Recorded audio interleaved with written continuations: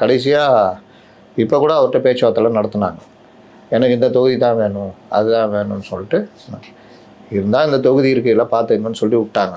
சரி எங்கள் கூட்டணி ஆதரவாளர்கள் கொடுக்கணுன்னாங்க, யாருக்கும் கொடுக்க மாட்டேன்ட்டாங்க. இருக்கிற வாய்ப்பையும் கெடுத்துக்கிட்டாரு, கூட்டணி ஆட்களும் கெடுத்துக்கிட்டாரு. அதனால் இன்றைக்கி இப்போ ஒரு பேட்டி கொடுத்துருக்காரு, நான் கேட்கல, நான் வந்து அதுலேயும் ஒரு ட்விஸ்ட்டு, ஒழுங்காக போக வேண்டியதானே, நான் கேட்கலன்னு சொல்லிட்டு போக வேண்டியதானே, ஏன் நான் கேட்கலன்றது ஒரு மே 4 அறிவிப்பாராம். இந்த வேலை பண்ணுறதுக்கு தான் கூப்பிட்டு எல்லாரும் வார்ன் பண்ணுறது. அதனால் அண்ணாமலை அடங்குற மாதிரி தெரியல. பிஜேபி தலைவர்கள் பார்த்துக்கிட்டே இருக்கிறாங்க மேலிடத்துலேருந்து. அது எங்கே போய் முடிய போகுது தெரியல. சார் இப்போ அண்ணாமலைக்கும் எடப்பாடி ஐயாக்கும் தனிப்பட்ட கருத்து வேறுபாடுகள் எதுனா இருக்கிறதுனால தான் அவர் வந்துட்டு ஒதுக்கப்படுறாரா, இல்லை வேணும்னே அவர் இல்லை நான் போக மாட்டேன் இந்த கூட்டணி எனக்கு வந்து பிடிக்கலன்றனால ஒதுக்கப்பட்டு இருக்காரா? யாருங்க அண்ணாமலை? என்ன அண்ணாமலைக்கு அவருக்கு கருத்து வேறுபாடு? நான் கொடுக்கல் வாங்கல் பிரச்சனை தான் இருக்கா? அண்ணாமலையோட வயசோட அனுபவம் ஜாஸ்தி அவருக்கு. 74லேருந்து இருக்கார். அண்ணாமலை எப்போ பிறந்தார்?